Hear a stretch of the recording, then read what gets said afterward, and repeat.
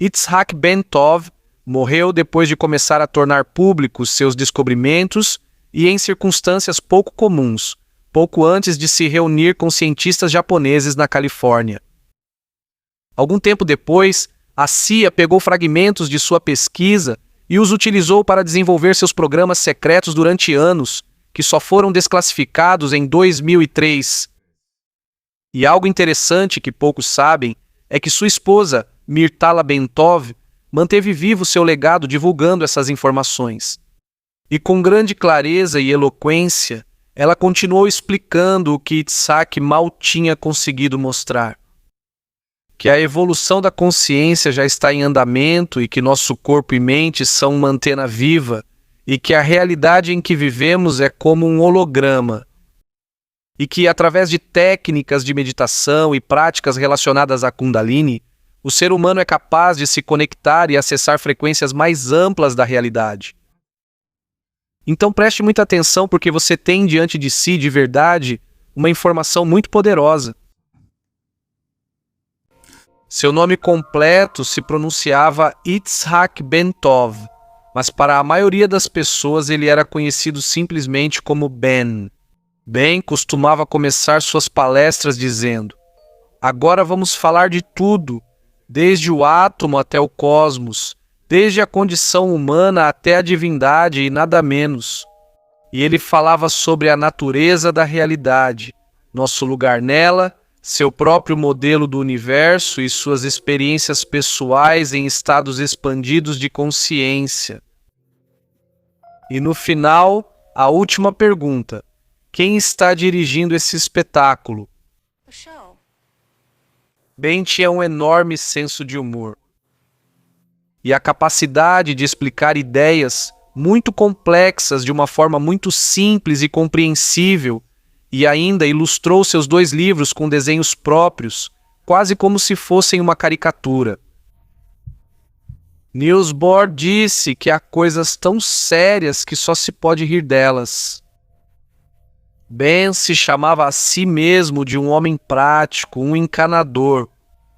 Ele se formou como engenheiro mecânico e, em algum momento da trajetória, começou a meditar e sua consciência se abriu, de modo que a realidade passou a ser percebida por ele de 2 maneiras. 2 tipos de conhecimento. 1. O conhecimento linear, científico e objetivo, e o conhecimento direto, intuitivo ou interior de um místico.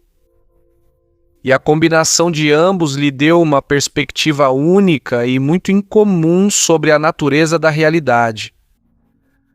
Primeiramente, ele via a realidade como um holograma, uma totalidade na qual cada parte está relacionada com todas as outras partes e todas são interdependentes.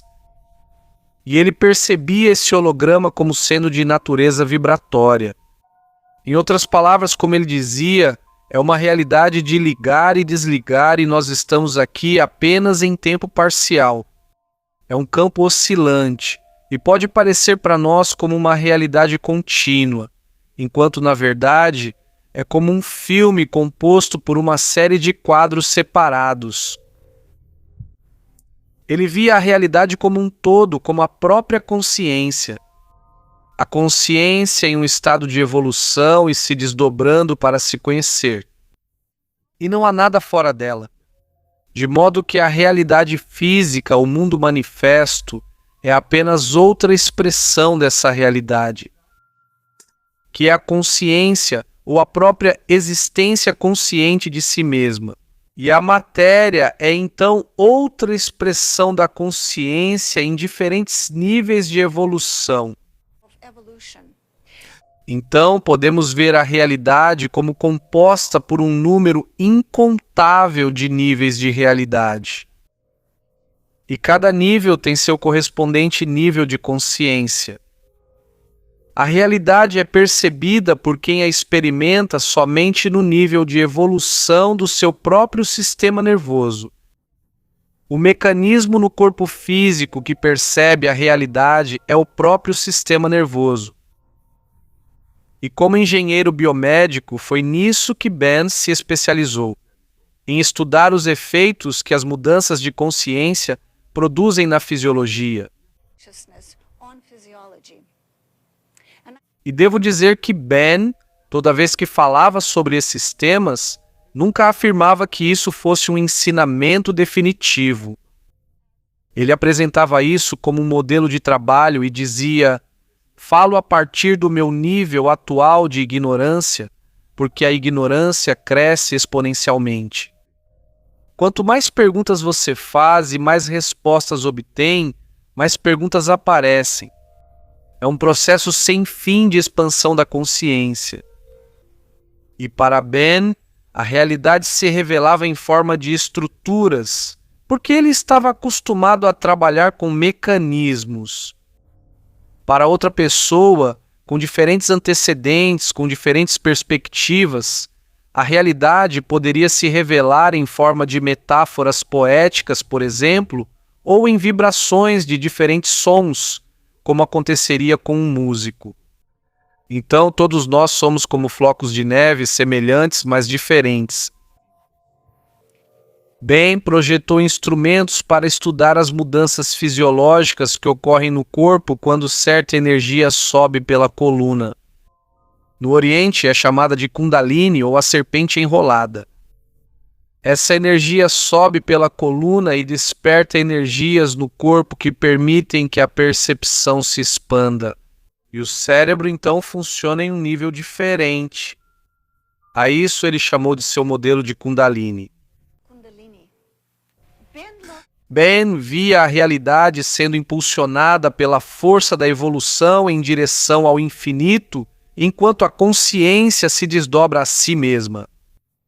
Então, neste gráfico, essa seta representava a energia da evolução, e a chamada curva em sino é um método para mostrar graficamente dados estatísticos.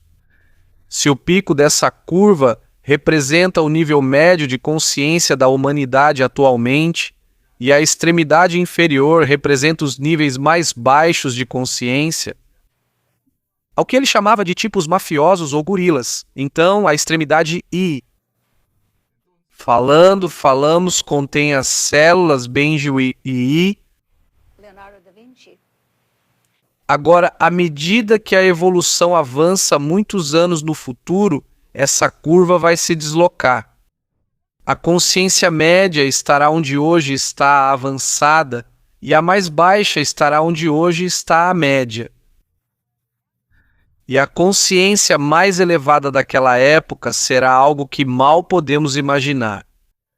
Como ele costumava dizer, o potencial do sistema nervoso humano é enorme e realmente não sabemos aonde isso nos levará, do estado humano ao estado divino.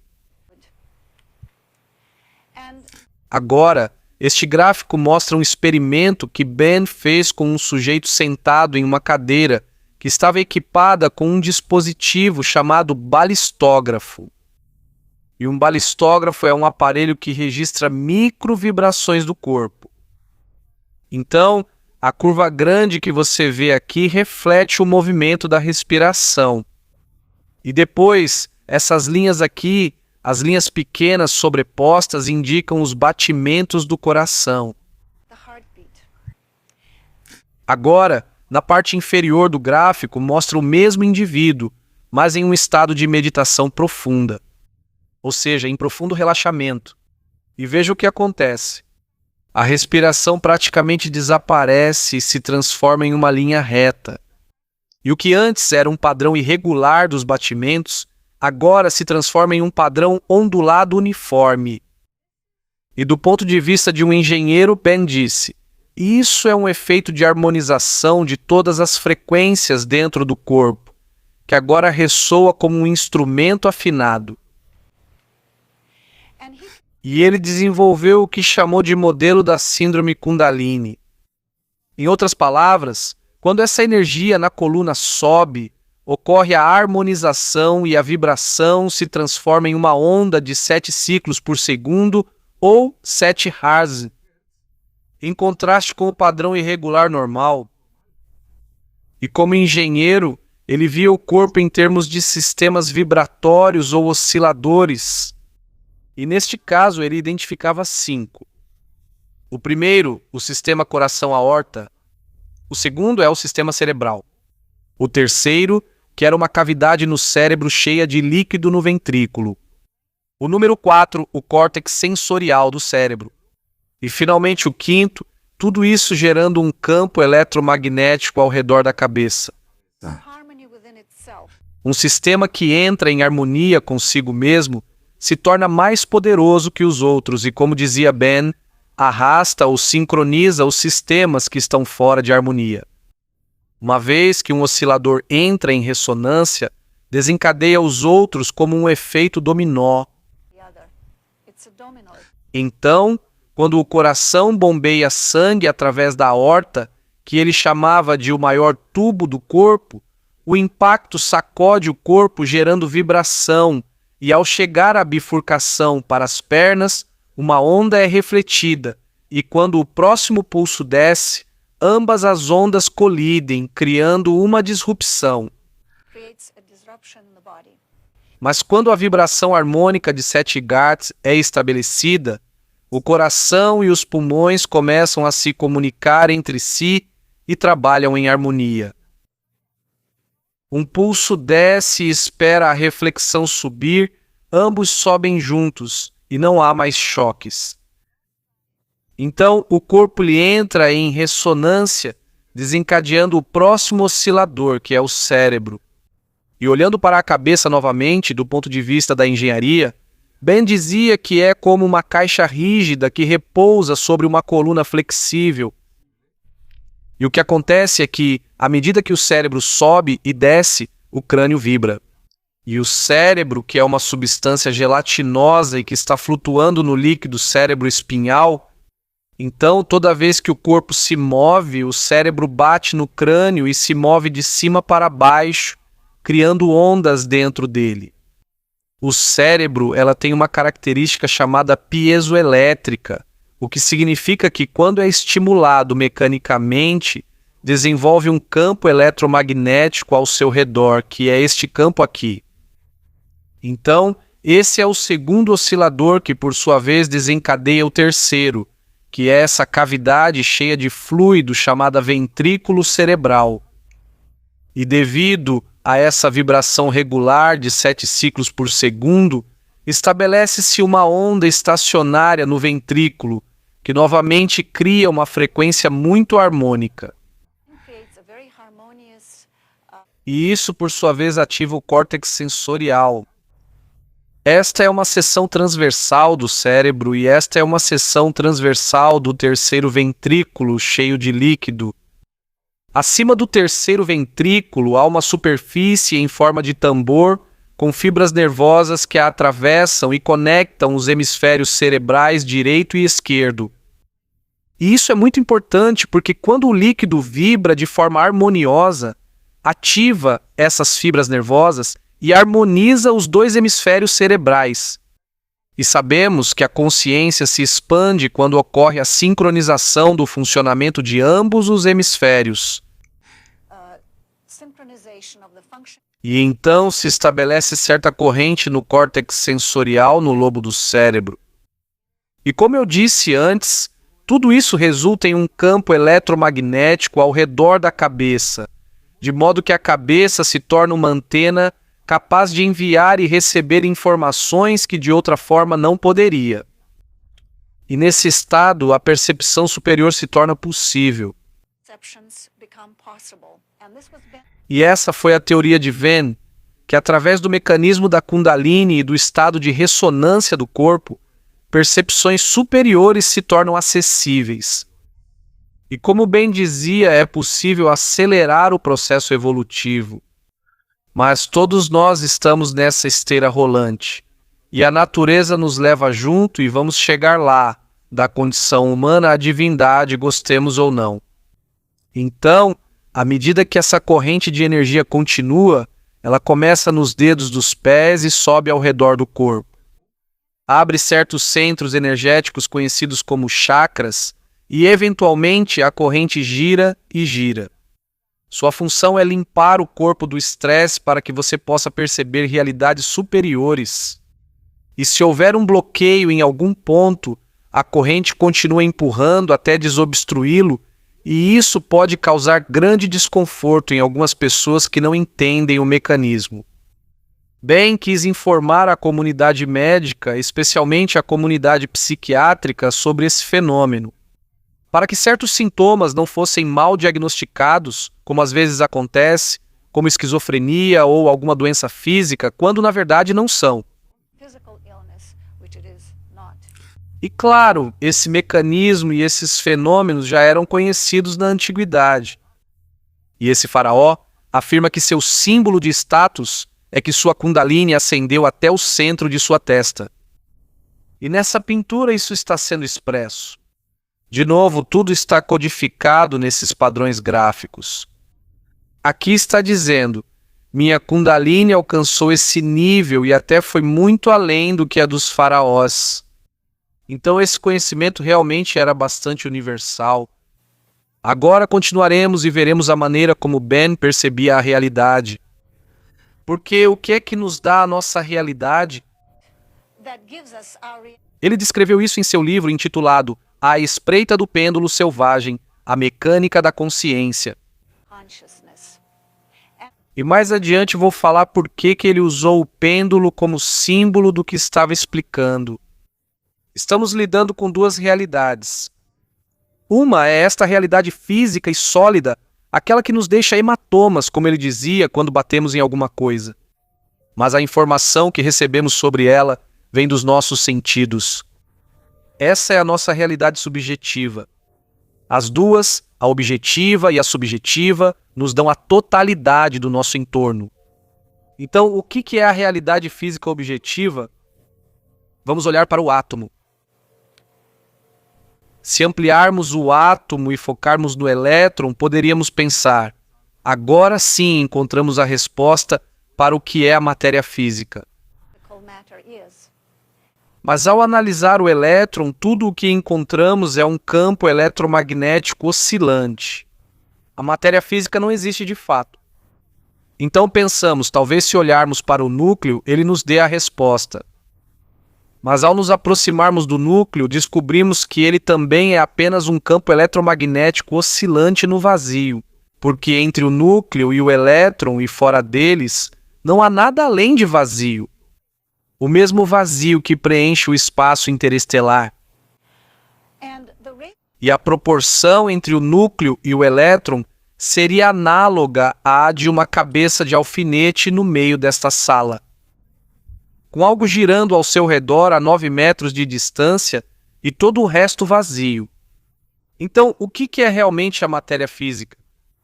Ben fez uma analogia entre o elétron e o pêndulo, observando o átomo como se fosse um movimento de vai e vem. Vemos o elétron de um lado do núcleo e depois do outro, assim como o movimento de um pêndulo. E o que acontece com o pêndulo? Ele para e se move de novo. Em outras palavras, ação e repouso. Se pegássemos um pêndulo real em movimento, amarrássemos uma caneta nele e colocássemos uma folha de papel embaixo, ele mostraria uma oscilação em forma de onda. O pêndulo se move e para. E a realidade está nos espaços entre os pontos de repouso. Percebemos a realidade quando há movimento. Mas a realidade não é nada além de campos oscilantes no vazio. A razão pela qual posso tocar esta tela e não atravessar o chão é porque os elétrons dos meus átomos estão repelindo os elétrons do chão. Mas se eu pudesse acelerar minha vibração, poderia muito bem atravessar o chão. Então, é a interação entre os átomos nesta realidade que nos dá a ilusão de matéria sólida.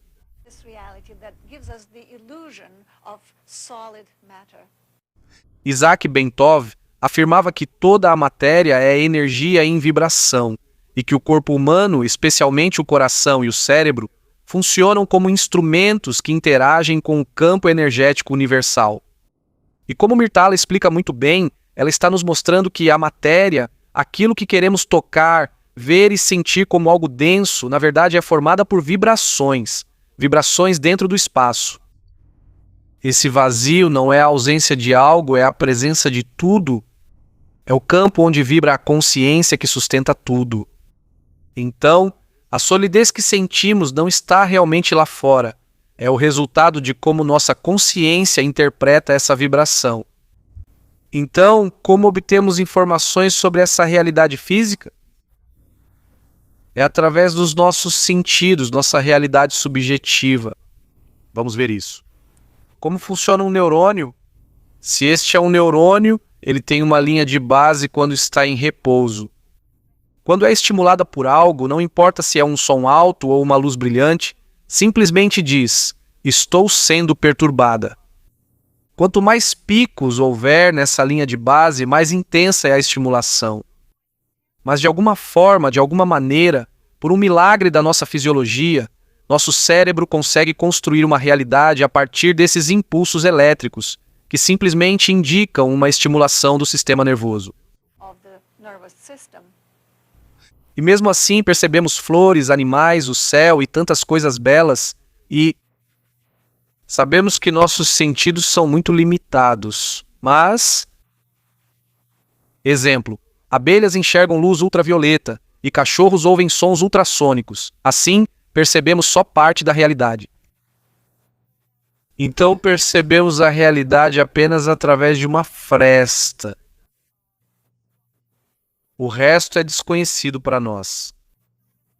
Então, estamos olhando para a realidade física objetiva que oscila, como vimos, através de outro sistema, nossa realidade subjetiva, através do nosso sistema nervoso, que também percebe por meio de ação e repouso, ação e repouso. Assim, um sistema oscilante está observando outro sistema oscilante e a imagem naturalmente acaba ficando muito borrada. Podemos expandir nossa percepção da realidade com instrumentos, sejam telescópios ou microscópios, mas no final, são apenas nossos sentidos que nos dão o conhecimento. Então, nossa realidade subjetiva é a soma das impressões transmitidas pelos sentidos, codificadas em períodos de ação e repouso, que são estados elétricos oscilantes do sistema nervoso. E constantemente comparamos uma coisa com outra. Caso contrário, não poderíamos perceber a realidade. Por exemplo, se o músculo ocular estivesse anestesiado, não conseguiríamos ver nada, porque o olho precisa se mover e escanear constantemente para poder enxergar. Então, ambas as realidades se tornam reais por uma mudança que ocorre entre dois estados de repouso. Quando há mudança, há movimento, e quando não há mudança e há repouso total, a realidade para nós desaparece porque não conseguimos percebê-la. Então vamos ver todo o panorama geral.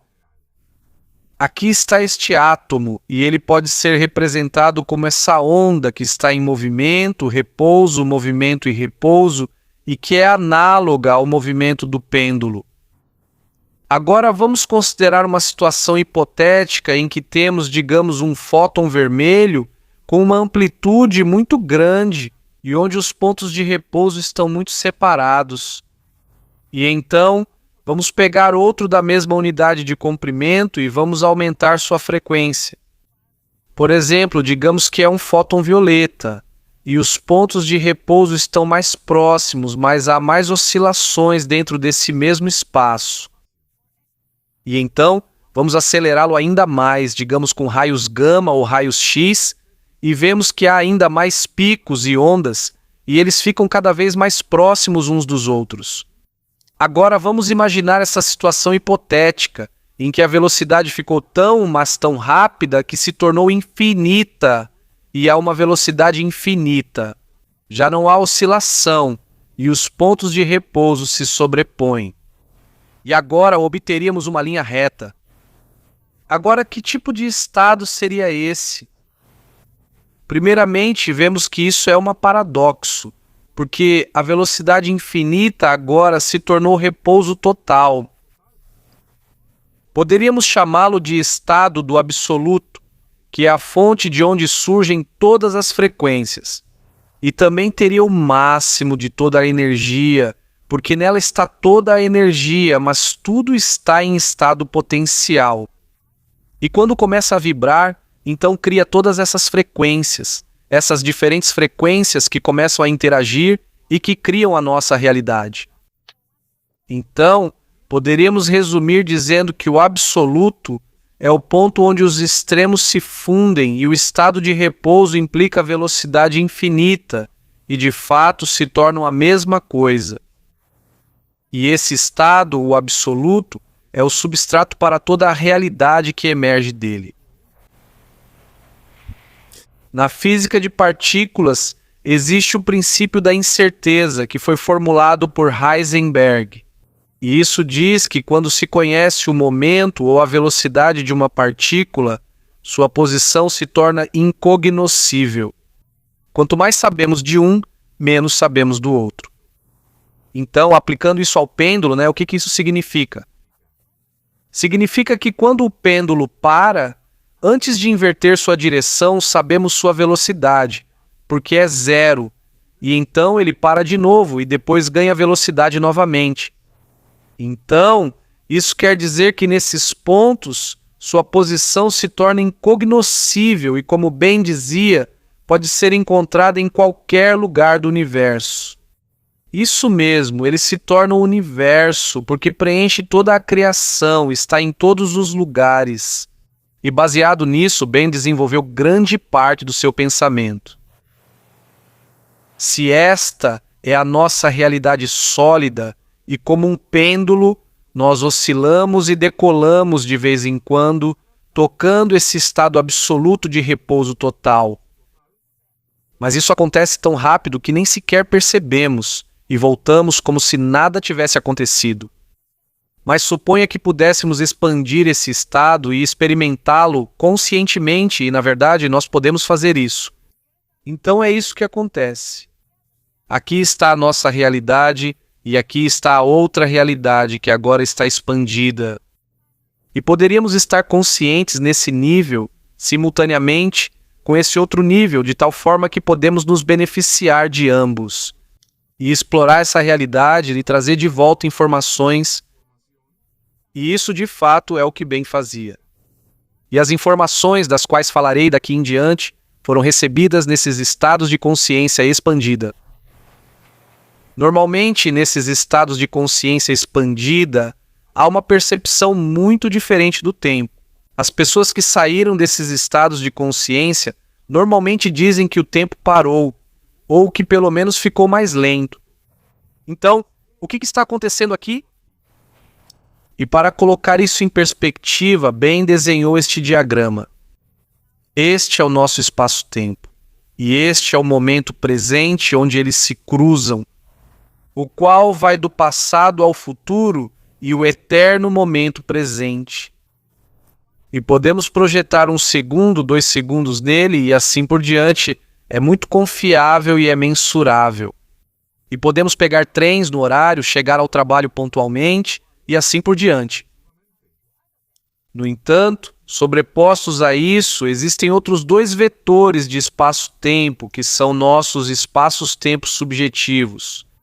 E geralmente eles se sobrepõem e não percebemos a diferença. Mas em estados alterados de consciência há um desvio. E por estados alterados de consciência, podemos entender o sono ou a meditação ou esses estados alterados profundos. Então o ângulo de desvio determina a profundidade desse estado. E olha o que acontece. Se projetarmos 1 segundo, vemos que agora nessa posição do tempo subjetivo, temos 2 segundos para 1 segundo objetivo, o que quer dizer que nosso tempo já se duplicou. Agora, visualize a situação em que o tempo subjetivo se inclina mais e mais, até que praticamente se torna paralelo ao espaço objetivo. E é assim que ficaria. Nosso tempo subjetivo agora está sobreposto ao espaço objetivo. Que tipo de situação seria essa? Bem, não levaria tempo nenhum para ir a qualquer lugar, porque você estaria em todos os lugares ao mesmo tempo, já que seu tempo subjetivo se sobrepôs ao espaço objetivo e se tornou infinito. Esse seria o estado de Samadhi, a expansão máxima da consciência na qual sua consciência preenche todo o universo. Quando Bentov fala sobre o Samadhi, ele se refere ao momento em que a consciência se expande tanto que já não percebe separação entre o eu e o todo. O tempo deixa de existir, o espaço se torna um só e a consciência se reconhece como o tecido que contém tudo. Ali não há movimento, mas há totalidade, e esse estado não está reservado a poucos, porque todos podemos experimentá-lo quando entramos profundamente no silêncio do ser. Bem, então nesses estados, para onde a gente vai? Bom, existem muitos lugares para onde ir. E novamente, para colocar em perspectiva, Ben desenhou este diagrama dos níveis de consciência na criação. Porque cada nível, como já vimos, reflete um estado de evolução da matéria nesse nível, e há inúmeras populações em todos esses níveis. E nossa faixa humana está por aqui. Então, Ben via a consciência em sua totalidade. Se este vetor aqui representa a qualidade da consciência, este outro representa a quantidade de consciência ou a capacidade do sistema nervoso de reagir a estímulos. Então, aqui colocamos o átomo, o vírus, a planta, o animal e, finalmente, um ser humano. Então é aqui que estamos na escala e há muitos níveis acima. E claro, todos seguem em direção ao estado final do absoluto, do qual já falamos anteriormente. E contém tudo dentro de si. Porque a consciência é modular. Uma consciência maior contém uma consciência menor. Também vemos aqui essas curvas, e essas são chamadas de curvas de troca de energia.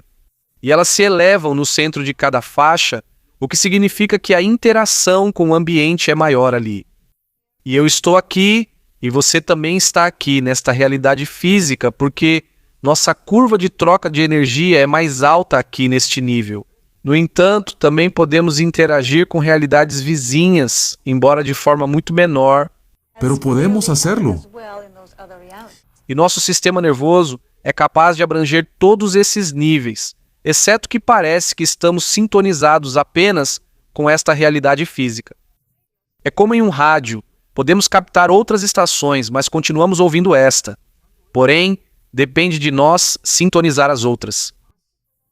Agora, a realidade abaixo de nós, como a animal, a vegetal e a mineral, todas essas realidades das quais Castaneda fala em seus livros, a interação com esses reinos, e na parte superior, está interagindo com o próximo nível acima da faixa humana, que é o chamado nível emocional ou astral. Existem diferentes nomes para esses níveis e não importa, desde que saibamos a que estamos nos referindo. O próximo nível é o mental, depois o intuitivo ou causal e assim por diante. Cada nível tem suas características e podemos interagir e funcionar em todos eles. O que vem depois do nosso é o nível emocional, e é para lá que vamos durante o sonho. Como bem dizia, é uma prévia das nossas atrações, porque quando morremos, é para lá que vamos, e é onde todos interagimos nesse nível. O próximo nível é o mental, e as emoções, na verdade, não são permitidas lá. Então, antes de passar esse limite, é quase como se houvesse um agente da alfândega que te perguntasse se você tem alguma emoção a declarar. E se você não consegue largar essas emoções que são negativas, como o medo ou a raiva. No entanto, o amor, que às vezes é percebido como emoção, é, como dizia Ben, o elo que une o universo. Sem ele não pode ir mais alto. Então, quando você abandona essas emoções, pode entrar no nível mental e ali sua realidade é literalmente o que você pensa. É parecido com o nosso nível, mas em um grau menor. Mas aqui você cria sua realidade pelo que você pensa. O próximo nível é o nível intuitivo e é aqui que todos nós interagimos.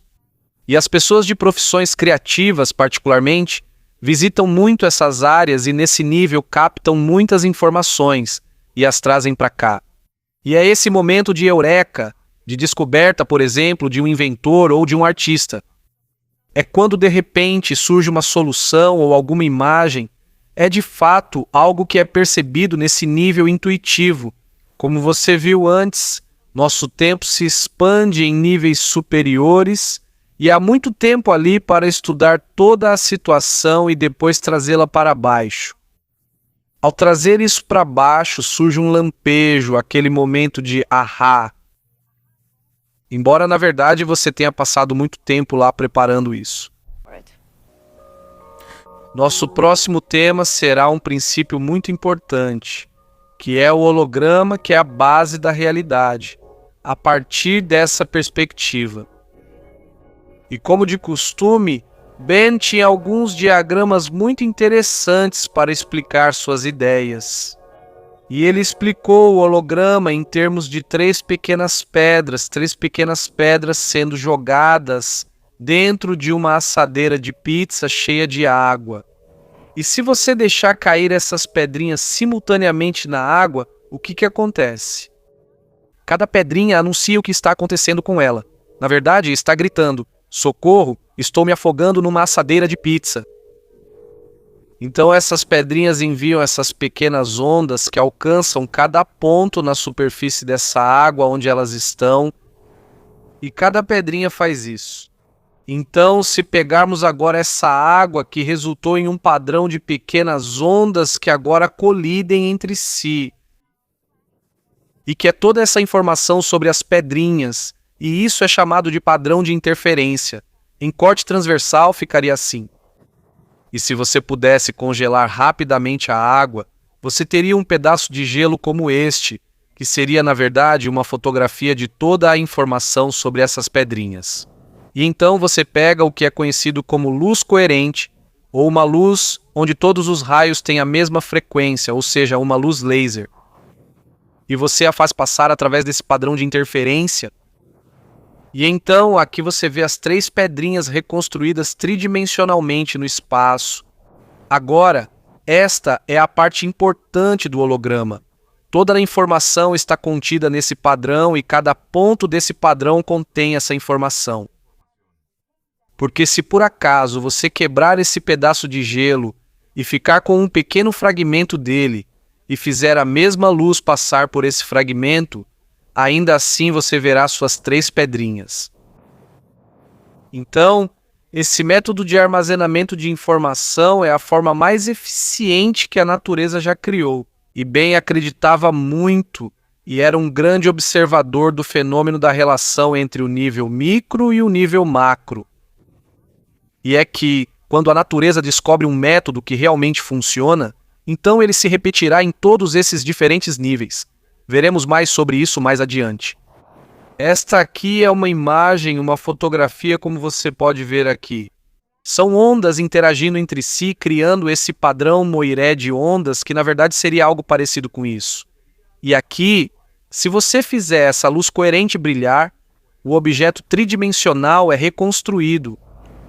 Agora, se em vez dessas três pequenas pedras, nós as substituirmos por três pessoas, porque nós, assim como as pedrinhas, estamos constantemente enviando informações sobre nós mesmos de diversas formas. E todos esses campos estão interagindo, criando um holograma, um padrão de interferência. Pode-se dizer que a consciência humana é um holograma de informações sobre a humanidade em todo o seu contexto. Então, somos uma só mente, uma só consciência? E, claro, as implicações disso são impressionantes. Porque se percebermos que tudo o que fazemos, tudo o que pensamos, afeta não só a nós mesmos, mas a todos os outros. E não só a todas as outras pessoas dentro da humanidade, mas é algo que também vai além dos limites do nosso planeta. E outra maneira de olhar para isso seria ver essas três pedras ou três indivíduos separados que se sentem tão isolados nesse nível físico. Mas se essas linhas aqui indicam uma consciência cada vez mais ampla, percebemos que nesses níveis mais altos começamos a interagir. Então esses dois interagem aqui, esses dois aqui, mas os três interagem nesse próximo nível. E se você visualizar a humanidade composta por esses pontos separados e bilhões de nós, então no nível mais alto todos estamos interagindo e todos somos um só. E claro, você pode ver isso ao contrário. Aqui está a consciência humana toda uma só, e que de alguma forma se filtra ou escorre para baixo nessas unidades separadas, e pensamos que estamos separados. E enquanto interagimos, nós nos sincronizamos uns com os outros. E como já vimos antes, existe um princípio de ressonância e de sincronização ou comunicação rítmica. Em outras palavras, uma consciência que fez o trabalho necessário. Este aqui é um mestre, um guru que avançou um pouco mais do que os outros. Então, sua energia, sua consciência será mais coerente, será mais harmoniosa, e como aqueles osciladores que vimos anteriormente, vai sincronizar e atrair para si consciências menos evoluídas, sincronizadas. Então, agora, nesta próxima sessão, veremos o modelo do universo que Ben propôs como resultado de sua experiência pessoal. Mas antes disso, vamos ver o modelo do universo, de acordo com a teoria do Big Bang, conforme postulado por George Gamow.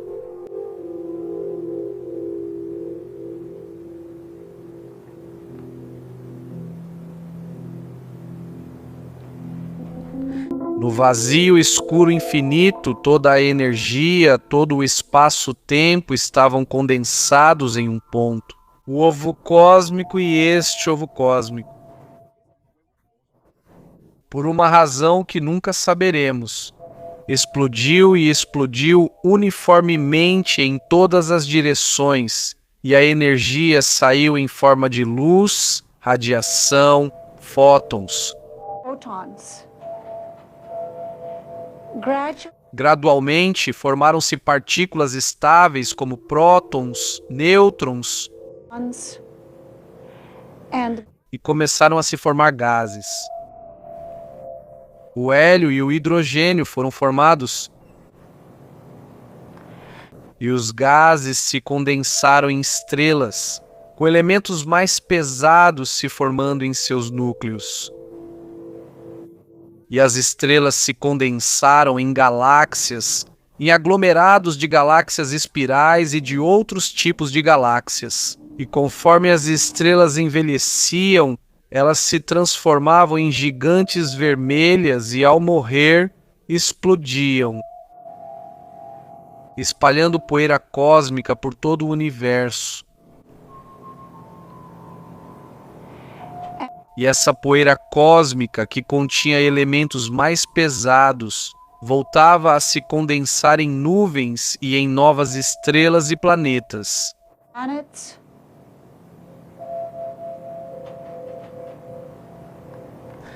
De modo que a mesma substância está sendo recirculada. Na verdade, não há nada de novo. Apenas as formas mudam. E os átomos de galáxias distantes estão nos átomos da nossa Terra, e, portanto, em nossos próprios corpos físicos. Então, este é o holograma ao qual pertencemos e do qual somos uma parte inseparável. E agora veremos o modelo do universo de Ben, que ele desenvolveu depois de estudar essa teoria existente do Big Bang que ele modificou um pouco.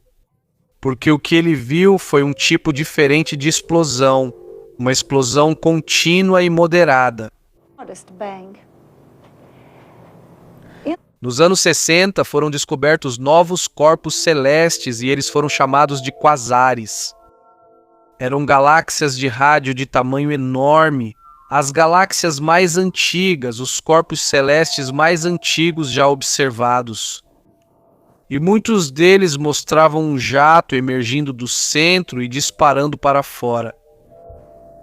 Essas galáxias são os objetos mais distantes já observados no universo. E os que se movem mais rápido. Aqui vemos o jato emergindo.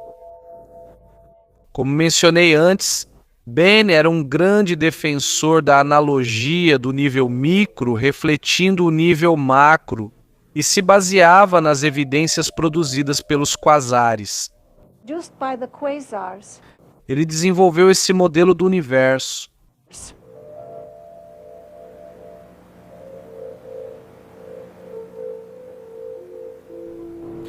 O que Ben dizia é que, na verdade, isso é um protótipo do que aconteceu no começo do universo. What happened in the beginning E que os quasares são as pontas do velho bloco. of the block. And that Aquele ovo cósmico, em vez de se expandir uniformemente em todas as direções, ou isotropicamente, como se chama, foi, na verdade, uma explosão em uma única direção, como um balão furado com uma agulha. E o que aconteceria se você tivesse um jato saindo desse ovo cósmico original é que não havia nada ao redor. Era a única coisa nesse vasto vazio. Então esse jato seria puxado de volta para si mesmo por essa massa gravitacional. Seria análogo a segurar uma mangueira de água e a água acabaria caindo e depois subiria novamente. E esse seria o fluxo que se estabeleceria. Uma explosão contínua. Modesta, mas contínua. was bang. Os quasares foram observados como não distribuídos uniformemente no universo observável. O universo observável é o que vemos através dos nossos telescópios. Se esta é a nossa Terra, então este é o raio da distância até onde podemos fazer nossas observações com os telescópios existentes. Observou-se que os quasares se moviam mais rápido e estavam mais distantes no polo galáctico norte, e no polo galáctico sul estavam mais concentrados e ligeiramente desviados do verdadeiro polo por cerca de 30 graus. Então, quando Ben olhou para isso, percebeu que havia anisotropia, ou seja, uma distribuição desigual dos quasares. Esse foi o elemento que, de certa forma, contradizia ou introduzia um novo elemento dentro da teoria do Big Bang. E foi isso que ele desenvolveu como seu próprio modelo. Então essa seria a estrutura. Este é o núcleo da estrutura que se chama torus, em inglês. E é uma estrutura em forma de melão. E a matéria emerge do centro na mesma sequência que vimos antes, condensando-se a partir da radiação de luz, dos fótons, até partículas estáveis e assim por diante. Depois ela se expande e visualize isso como uma forma tridimensional. Ela dá a volta e é atraída de volta para si mesma dentro do buraco negro. Este é um buraco branco e um buraco negro, costas com costas. E este é o colapso gravitacional à medida que as galáxias são atraídas para o buraco negro e depois ressurgem como energia. Novamente, em outra volta, para girar uma e outra vez. Cada vez que a matéria dá a volta, ela se refina. Sua consciência está na próxima volta da espiral. Aqui é onde Ben localizaria nossa galáxia, que é a galáxia da Via Láctea, porque os quasares foram encontrados fora do verdadeiro polo galáctico no sul. Em outras palavras, ele disse: poderíamos estar olhando diretamente para dentro do jato aqui, enquanto do outro lado os quasares apareciam mais distantes e se movendo mais rápido. Isso significa que eles estavam entrando nessa expansão onde a matéria está mais rarefeita e dá a volta.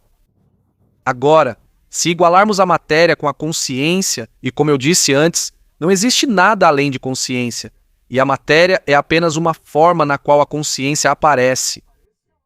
Então, nesse caso, a expansão na qual a nossa galáxia está entrando, a expansão da matéria, também poderia significar a expansão da consciência. E isso poderia explicar, talvez, por que estamos experimentando uma certa mudança na consciência neste planeta. Este seria o núcleo dessa estrutura toroidal. O buraco branco através do qual a energia emerge, se condensa, se transforma em matéria, dá a volta, é atraída novamente para o buraco negro e entre eles está o que poderia ser chamado de ponto de singularidade. Na física, é uma situação em que as leis já não se aplicam. E aqui ocorre uma transmutação da matéria que se condensou ao extremo, e ela se transforma novamente em energia para ressurgir como um novo universo. So Então, poderíamos dizer que há várias fases nessa jornada da matéria ao redor do touro. Fase 1, da energia à matéria através da expansão. A expansão máxima é neste ponto. Depois há a condensação e, finalmente, um colapso gravitacional, onde a atração gravitacional é tão forte que nem mesmo os fótons conseguem escapar para contar a história. Por isso, é um buraco negro. Como você deve lembrar, falamos sobre o padrão de interferência da informação, que é o holograma. Lembre-se de que cada partícula de matéria na superfície deste touro está enviando informações sobre si mesma. Nossa galáxia faz isso, e outra galáxia também, e muitas outras que nos precederam. Então, a informação que está sendo emitida se entrelaça em uma única rede de informação sobre toda a estrutura. about the entire structure. Esta é a informação a qual se pode acessar nesses estados mais elevados de consciência e, de fato, entrar no conhecimento que está disponível sobre toda a estrutura. Porque somos parte desse holograma, esse pequeno fragmento que ainda retém parte dessa informação, e ao nos sintonizarmos com a totalidade do holograma, podemos ter a informação sobre cada parte dele. E foi exatamente isso que Ben fez. E novamente, temos essa analogia entre o nível macro e o nível micro. Isso é muito parecido com o ovo de uma galinha comum em formato. Então o que Ben fez foi pegar um ovo de galinha e colocar eletrodos nas duas extremidades para ver se havia alguma corrente ali. E eis que havia um certo potencial de 2,4 milivolts, muito pequeno, e mesmo assim estava lá. Então, existe um campo ao redor de cada semente e de cada ovo na natureza que conhecemos. Em outras palavras, parece haver o mesmo padrão neste ovo que neste grande touro. Então a natureza tende a repetir um certo padrão. Como engenheiro, Ben trabalhava com estruturas, e ele dizia que existem certas soluções elegantes para os problemas. Então, o holograma é uma delas para armazenar informações, e essa estrutura parece ser outra, que se repete em diferentes níveis. Então, aqui está o nosso buraco branco e o buraco negro, e a matéria circulando uma e outra vez. No centro é oco e é um campo eletromagnético. E poderíamos dizer que esse padrão de interferência de informação poderia ser chamado de holograma da mente universal. Hologram. E também o conceito de tempo entra aqui, porque leva tempo para que a matéria dê a volta. To go around E para que a energia em forma de fótons ou energia luminosa se transforme em matéria. Então o tempo se torna um fator de distância da energia. À medida que emerge do buraco branco e dá a volta, porque o tempo existe, quando há movimento e quando há massa, então isso é tempo linear. Daqui até lá, uma volta completa. Este é o nascimento do tempo e este é o fim do tempo. Mas visto de fora, como estamos observando agora de outra dimensão, vemos que isso é um contínuo.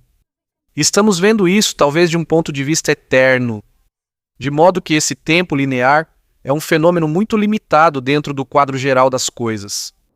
E é a força da evolução, novamente, que continua impulsionando tudo isso.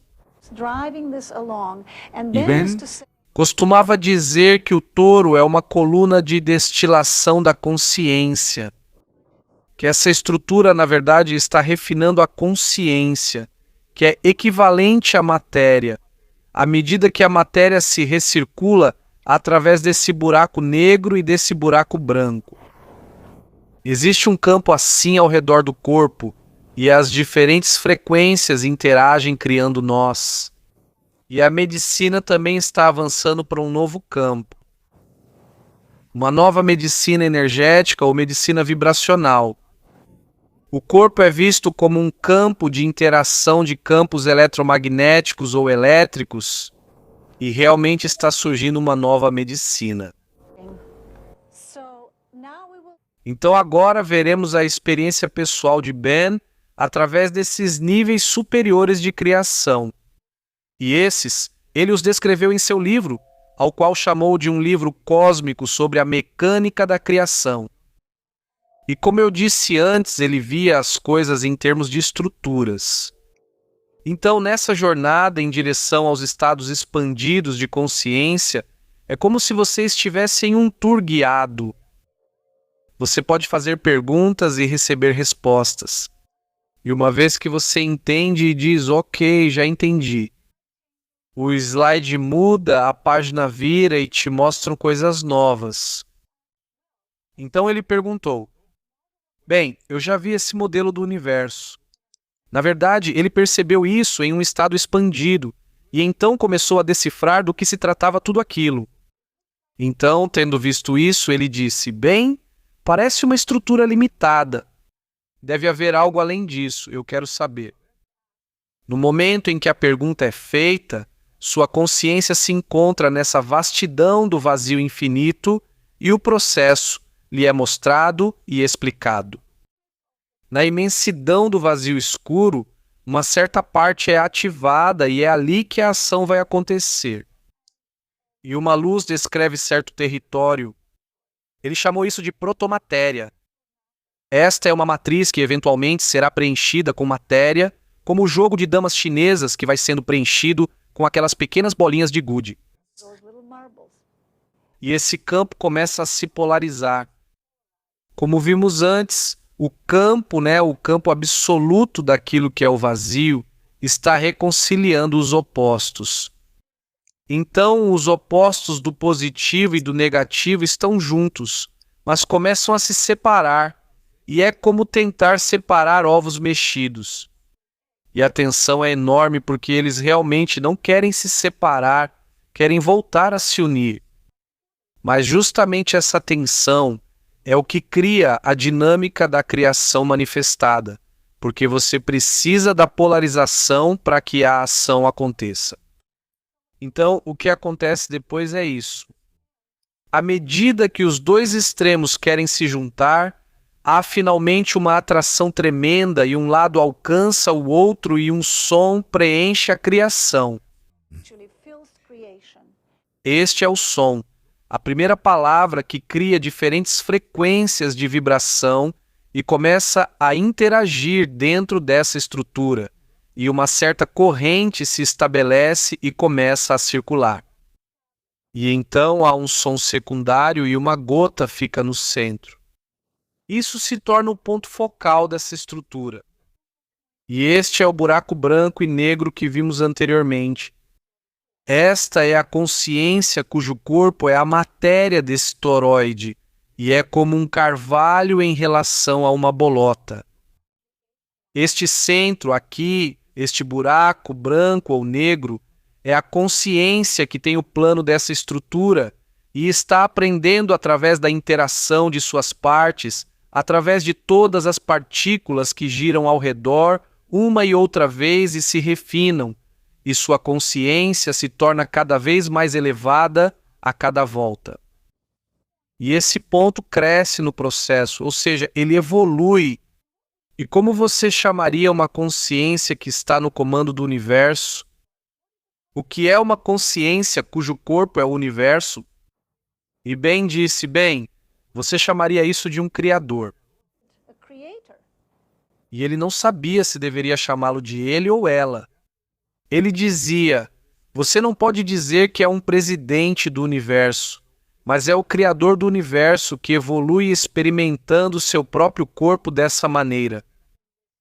Bem, uma vez que você viu isso, você quer saber mais, porque novamente essa é uma estrutura limitada, então deve haver mais. E nós, com nossa mente finita, não conseguimos compreender o infinito ou a eternidade, então queremos ver o que vem a seguir. E no momento em que você pergunta, a próxima imagem é mostrada para você e explicada. E o que você vê são mais formas toroidais luminosas aparecendo no vazio. E ao se aproximar, você vê que elas estão organizadas em uma espiral. 7 universos para cada degrau da espiral. Isso parece muito para assimilar no começo, e você começa a contar e percebe que há 7 degraus na espiral, o que significa que há 49 universos, e em cima dessa estrutura parece haver algo muito luminoso. E à medida que você se aproxima mais, essa luz branca brilhante parece ter uma forma como esta. E então Ben, familiarizado com o idioma hebraico, olhou para ela e disse: "Não, devo estar me programando." Isso parece a letra hebraica Aleph, a primeira letra do alfabeto hebraico. E imediatamente a explicação veio. Não, isso não é uma letra hebraica, né? É um padrão de interferência de 4 energias interagindo neste nível cósmico. E criam esse padrão que é uma consciência cujo corpo é isso. Essa consciência contém as consciências dos 49 criadores. Em outras palavras, a consciência é modular. Como vimos antes com os patos, uma consciência mais evoluída contém as menores. E enquanto Ben observava tudo isso, ele disse: "Eu sou apenas um turista. Estou tirando fotos e trazendo-as de volta. Eu não sei o que estou vendo. E eu sou apenas um de vocês. Estamos todos nessa viagem cósmica em um ônibus, só que alguns de nós têm assento na janela e outros no corredor. Eu tenho assento na janela, então posso compartilhar o que observo." Ele não tinha explicações para isso, exceto que estava vendo e fazendo as perguntas. Então, à medida que se aproximava mais do Aleph, o que ele viu foi que a parte frontal era uma luz branca brilhante, e a parte traseira era escura e parecia tridimensional, é um holograma. E há 22 formas padrões de interferência emergindo do lado luminoso, e elas se parecem exatamente com as letras hebraicas. E explicaram para ele novamente que esses são padrões de interferência que foram observados por videntes na antiguidade. E eles os incorporaram nas letras hebraicas no alfabeto hebraico. Mas eles existem objetivamente para serem observados? Do outro lado, emergem as mesmas formas, mas em uma ordem misturada aleatoriamente. E explicaram para ele que esses padrões de interferência são transdutores da energia do Aleph para baixo, ao nível físico. Eles degradam essa energia passo a passo até chegar à matéria física. E todo esse diagrama ilustra a lei em nível cósmico, né? Porque o que está dizendo é que o mal é simplesmente ignorância da lei.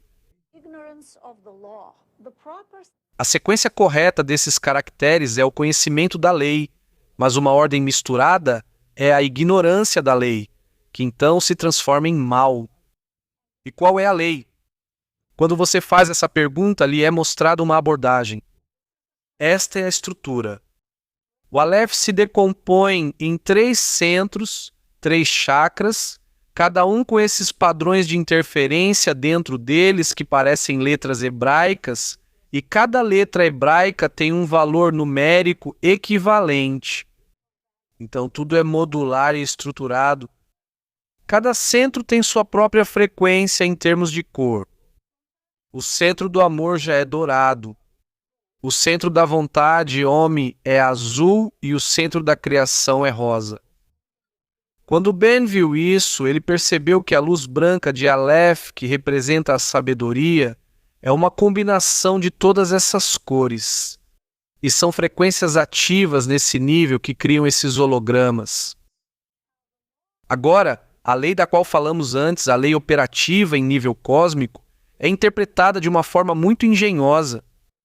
Esses caracteres, que depois se tornaram a língua hebraica, podem ser lidos em diferentes direções e significar coisas opostas. Se você ler da esquerda para a direita, lê-se Rei Liak, que significa vá, siga em frente ou é um sinal verde. Em outras palavras, você pode agir com segurança se agir do amor em direção à vontade. Mas se você agir ao contrário, da vontade em direção ao amor, vontade própria, antes de conhecer o amor, então se lê klaia, que em hebraico significa destruição ou extinção. Então essa é a lei cósmica. A lei cósmica é o amor, e a ignorância dessa lei cósmica causa destruição. E o centro criativo, lido em direções opostas, significa: no princípio estava o desejo de viver. Então, tendo visto isso, você quer ver toda a estrutura e é isso que você vê. O Aleph e seus 49 criadores estão encerrados em uma esfera muito parecida com uma célula biológica. E, de fato, é como uma hélice de DNA e se divide no final quando essa unidade está madura. Então, tendo visto isso e a corrente circulando constantemente ao redor disso, você quer sair e quer ver o que há além, mas continua batendo nessa parede e não consegue sair. Quando finalmente consegue quebrá-la, é isso que você vê. Você está cercado por mais cosmos e eles estão se pressionando uns contra os outros como ovos de rã e você está preso nessa estrutura. Parece uma estrutura biológica. Então, novamente, você quer saber aonde tudo isso está te levando. E você atravessa essa estrutura e é isso que você encontra. Existe um termo na biologia chamado estrutura compacta fechada. Em outras palavras, se você pegar uma célula, só pode colocar 6 do mesmo tamanho ao redor dela. E em cima dessas, só cabem 3 para que se mantenham estáveis, e em cima dessas, só uma. De modo que, visto de lado, vai parecer assim. Será uma em cima de 3, em cima de 7, e terá o formato de uma pirâmide com um lado triangular em todos os seus lados, o que se chama tetraedro. Agora, o interessante disso é que, na física, existe algo conhecido como constante de estrutura fina, que é 1, 3, 7. É um método que demonstra como os átomos diferem uns dos outros. Determina o tamanho de um átomo porque determina a tensão e a interação entre o elétron e o núcleo. Então, é interessante notar que a primeira estrutura estável em nível cósmico é um tetraedro. E nós, no plano físico aqui na Terra, temos o diamante, que é a substância mais forte que conhecemos e tem uma estrutura molecular tetraédrica. Então, talvez haja uma ressonância entre níveis cósmicos e é por isso que o diamante é a substância mais forte que conhecemos. E então, essas unidades de tetraedros formam módulos de 2 subtetraedros unidos, e é assim que se forma esse campo de cosmos com o formato de ovos de rã.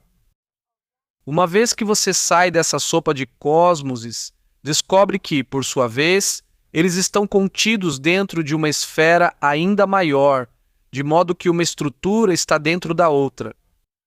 E ao examiná-la mais de perto, você vê que no centro desse, talvez devêssemos chamar de supercosmos, há um espaço vazio, e dentro desse espaço estão se formando cascas de cosmos que emergem dali e evoluem em direção à superfície.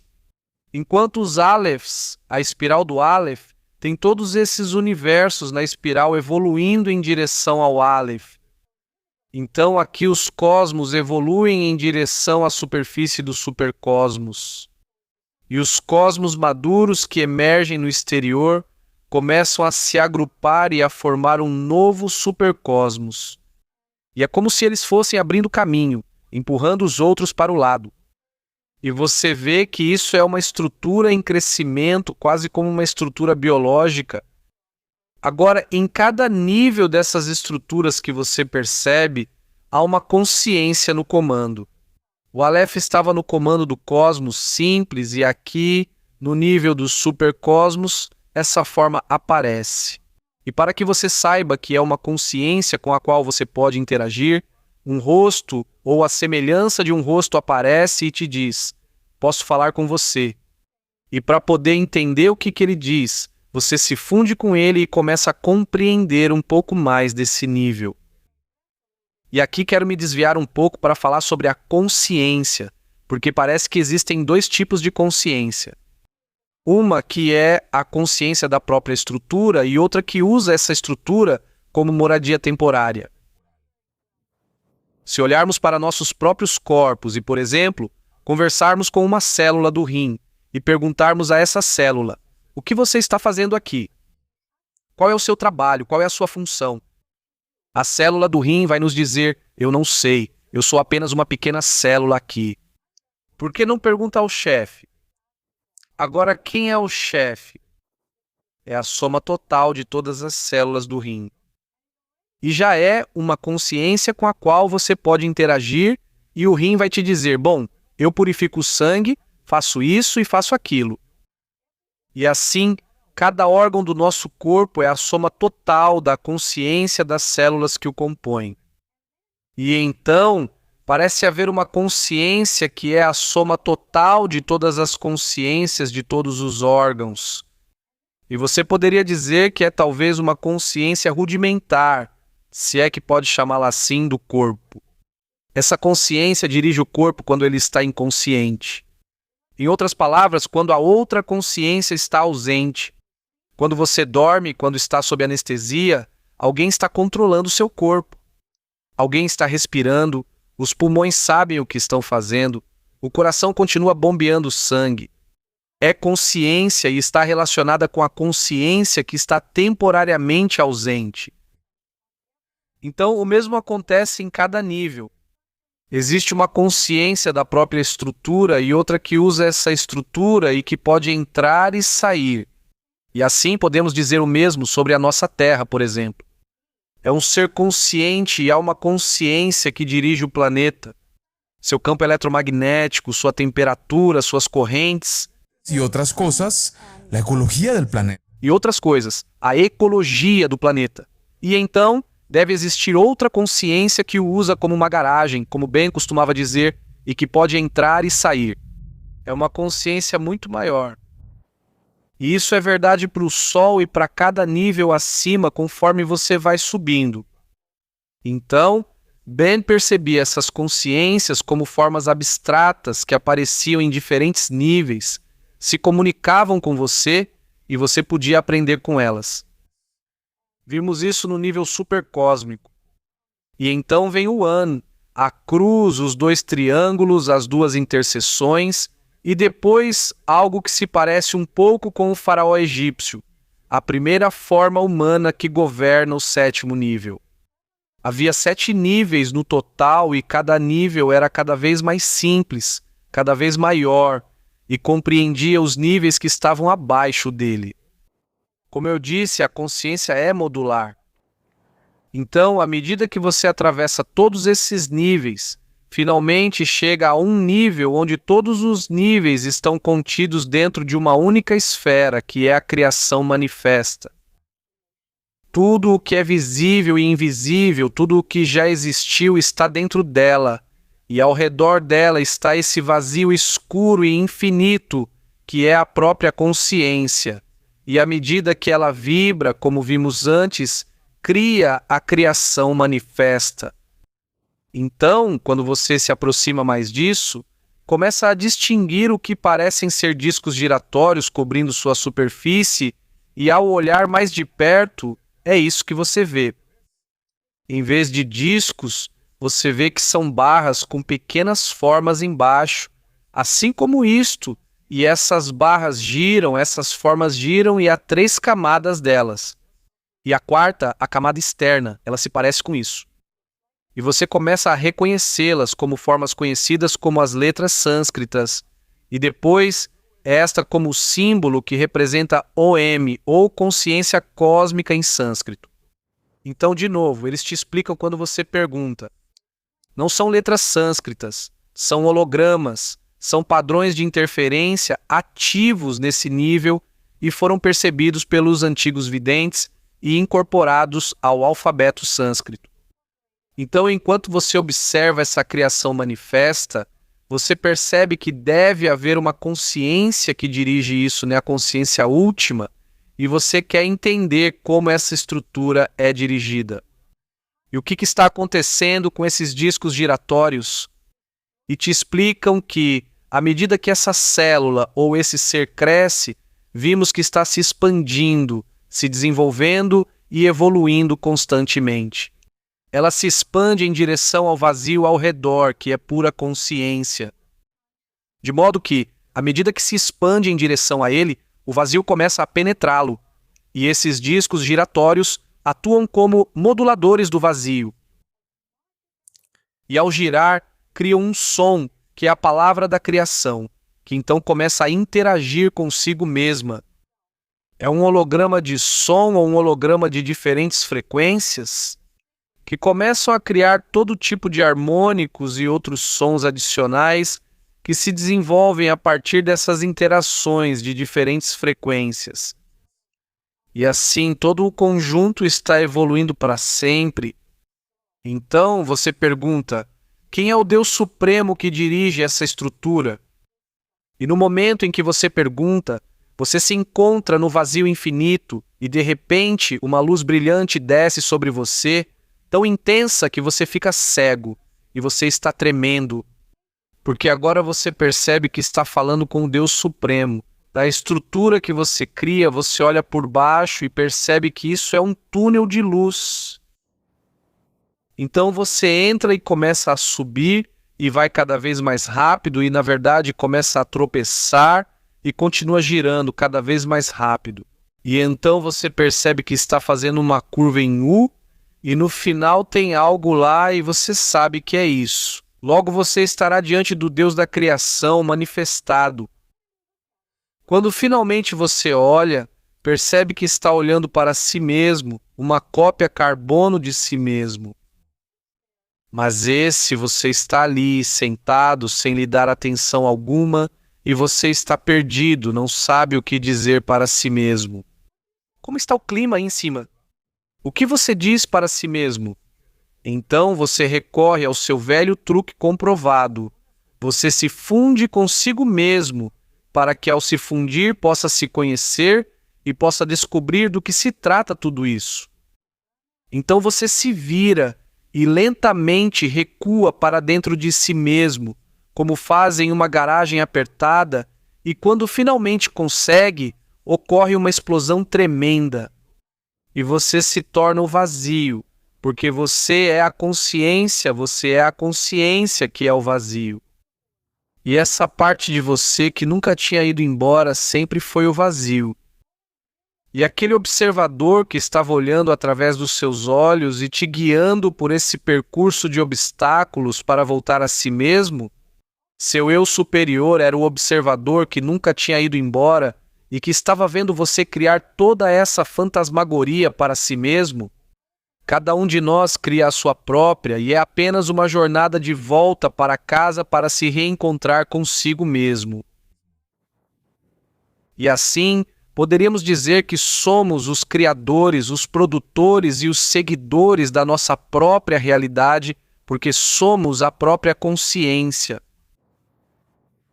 E Ben gostava de terminar suas palestras citando um poema do sábio indiano Shankara, que dizia assim: na vasta tela do ser, a imagem de incontáveis mundos é pintada pelo próprio ser, e esse ser supremo vendo apenas a si mesmo. Disfruta de gran deleite.